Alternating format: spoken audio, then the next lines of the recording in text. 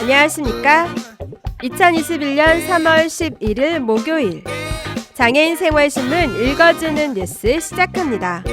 오늘의 장애인 생활신문 읽어주는 뉴스 4건입니다. 하나, 인천시 장애인 평생교육시설 교육센터 운영비 지원 추진, 전동보조기기 충전기 설치도, 시의회 2건 조례안 입법 예고. 둘, 제9회 대한민국 장애인 예술 경연대회 스페셜 K 예선 접수 시작. 국악, 클래식, 실용음악, 무용, 연극, 뮤지컬 등 5개 분야 5월 20일까지. 셋, 인천장애인체육회 장애인 생애주기 건강 프로그램 운영. 넷, 장애인 친족, 수급비 횡령 등 제3범죄 처벌 추진, 장애인복지법 개정안, 김성주 민주당 의원 발의입니다. 첫 번째 소식입니다. 인천시 의회는 인천시 장애인 평생교육 지원에 관한 조례안과 인천시 장애인 전동보조기기, 충전기 설치 및 지원에 관한 조례 등 2건의 제정안을 3월 6일까지 입법 예고했습니다. 먼저 인천시 장애인 평생교육 지원에 관한 조례 제정안은 제2조 정의에서 장애인 평생교육이란 장애인을 대상으로 하는 학교의 정규 교육과정을 제외한 학력 보완교육, 성인 문자 해득 교육, 직업 능력 향상 교육, 인문 교양 교육, 문화 예술 교육, 시민 참여 교육 등을 포함하는 모든 형태의 조직적인 교육 활동으로 규정했습니다. 제3조 시장의 책무에선 장애인 평생교육을 지원하기 위한 종합적인 시책을 마련 및 추진할 것과 장애인 평생교육을 체계적이고 지속적으로 실시하기 위해 유기적 협조체계를 구축할 것을 의무화했습니다. 제4조 시행계획에선 인천시장은 장애인 평생교육 지원의 기본 방향 및 추진 목표, 장애인 평생교육 시설 지원 등 평생교육 기반 확충, 발달장애인 등 장애의 정도가 심한 장애인의 평생교육 지원, 장애인 평생교육 지원을 위한 유관기관 협력 방안 등이 담긴 인천시 장애인 평생교육 진흥 시행계획을 매년 수립 시행할 것을 규정했습니다. 제7조 발달장애인 평생교육 지원 관련해선 시장은 발달장애인 권리 보장 및 지원에 관한 법률 제26조 제1항에 따라 지정된 평생교육 기관에 대해 발달장애인을 위한 교육과정 운영에 필요한 경비를 예산의 범위에서 지원할 수 있도록 했습니다. 첨부된 비용 추계서에 따르면 올해부터 2025년까지 5년간 교육청에 등록된 장애인 평생교육시설 운영비 지원, 발달장애인 평생교육센터 설치 운영비 지원에 필요한 예산으로 117억 원 2,700만 원이 소요될 것으로 예상했습니다. 또한 인천시 장애인 전동보조기기 충전기 설치 및 지원에 관한 조례 제정안은 장애인이 이동을 위해 사용하는 전동 휠체어 등을 편리하고 안전하게 이용할 수 있도록 장애인이 자주 이용하는 곳에 전동보조기기 충전기를 설치해 지원하는 것을 목적으로 했습니다. 제3조 시장의 책무에서 전동보조기기를 사용하는 장애인의 이동 편의를 위해 공공시설 등에 장애인 전동보조기기 충전기 등을 설치할 수 있도록 노력할 것을 규정했습니다. 한편 동조례안은 예상되는 비용이 연평균 1억 원 미만인 경우로 비용 추계서를 첨부하지 않았습니다. 다음 소식입니다. 사단법인 한국장애인문화예술단체 총연합회 이하장애총 상임대표 배은주가 제9회 대한민국 장애인 예술경연대회 이하 스페셜 K의 참가자 모집을 시작합니다.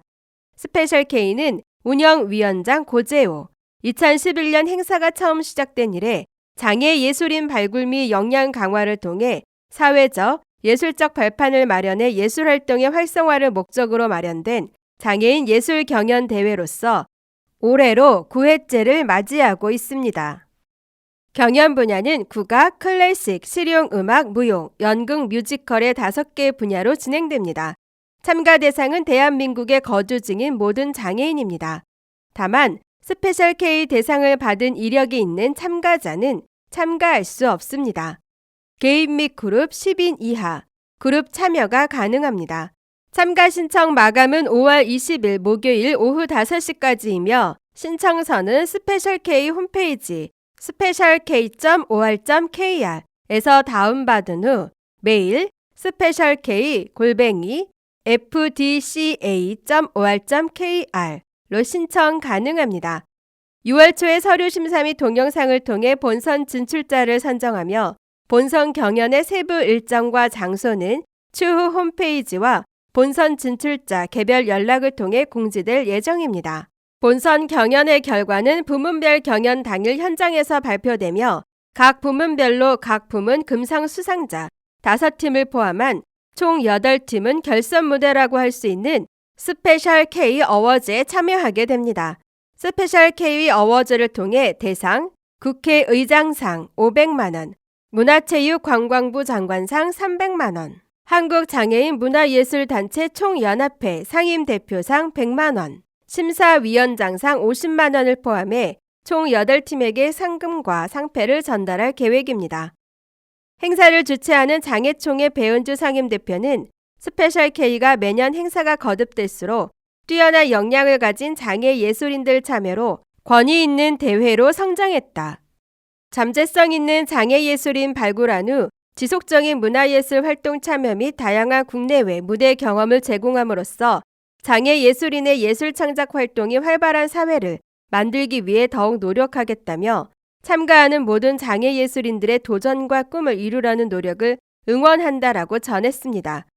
기타 이와 관련한 문의는 사단법인 한국장애인 문화예술단체 총연합회 전화 02-304-6211번 02-304-6211번으로 하시면 됩니다.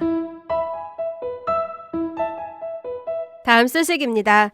인천시 장애인 체육회 회장 박남춘은 3월 9일부터 약 4개월간 인천장애인 국민체육센터 프로그램실에서 2021년 장애인 생애주기 건강 프로그램을 운영한다고 밝혔습니다.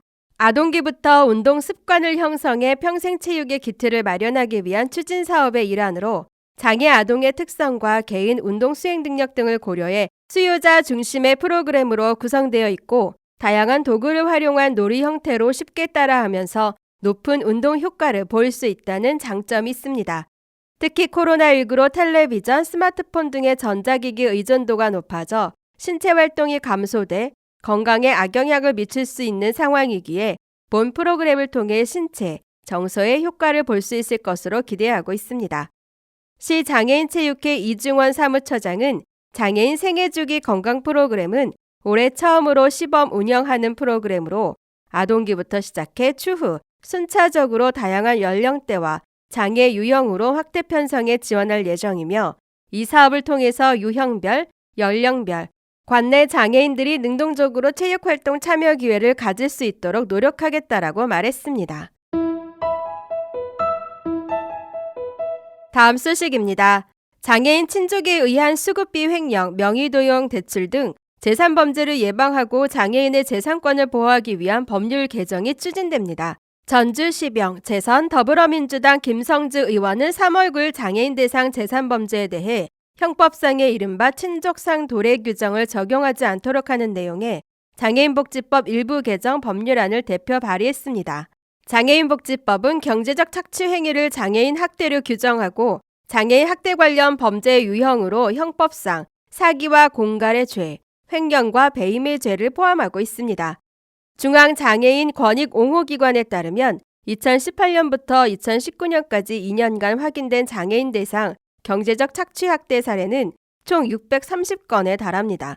이 가운데 가족 및 친인척이 학대 행위자인 경우는 전체의 약 19%에 해당합니다. 그러나 장애인을 속여 금품을 갈취하거나 수급비를 횡령하더라도 가해자가 친족인 경우 실제 처벌까지 이어지기는 매우 어렵습니다. 이른바 친족상 도래 규정으로 알려진 형법상의 규정 때문입니다. 형법 제328조는 직계 혈족, 배우자, 동거 친척, 동거 가족 또는 그 배우자 간에 발생한 재산범죄에 대해 형을 면제하거나 고소가 있어야만 공소를 제기할 수 있도록 하고 있습니다. 또한 이는 권리 행사 방해, 사기죄, 공갈죄, 횡령죄, 배임죄 등에도 준용됩니다. 이들 조항을 들어 통칭 친족상 도래 규정이라 일컬어집니다. 법조계에서는 이러한 친족상 도래 규정이 사실상 친족 간 재산 범죄의 면책 수단으로 악용되고 있다는 비판이 제기되고 있습니다. 친족상 도래 규정은 1953년 형법의 최초 제정 당시 만들어졌습니다. 가족 간의 문제에 대해서는 국가가 과도하게 간섭하지 않고 가족 내부에서 해결하도록 해야 한다는 취지인 것입니다. 그러나 이들 규정은 현대사회 대가족의 해체와 가족 내부의 재산 다툼이 빈번해진 사회상을 제대로 방영하고 있지 못하다는 지적을 받고 있습니다. 때문에 최근 친족상 도래 규정에 대한 헌법 소원도 제기됐습니다. 범행 동기, 죄질, 피해자 의사 등을 고려하지 않고 친족상 도래 규정을 일률적으로 적용하는 것이 당사자의 권리를 심각하게 침해하고 있다는 것입니다.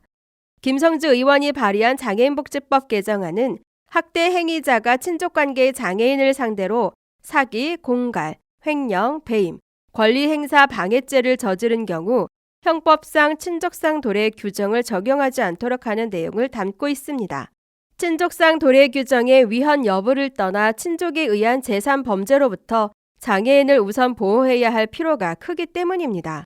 김성주 의원은 장애인의 친족이 장애인 연금, 생계급여 등 수급비를 횡령하고 장애인 본인의 의사에 반해 명의를 도용해 빚더미에 앉게 하는 사례가 발생하고 있다며 이는 단순히 가족 간의 일이 아닌 명백한 범죄이며 심각한 장애인 학대 행위라고 지적했습니다.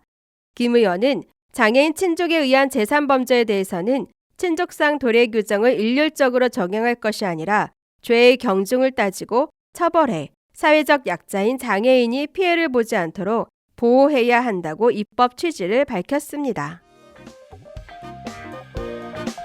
지금까지 장애인생활신문 읽어주는 뉴스를 애청해 주셔서 감사합니다. 장애인생활신문 읽어주는 뉴스 다음 시간에 찾아뵙도록 하겠습니다.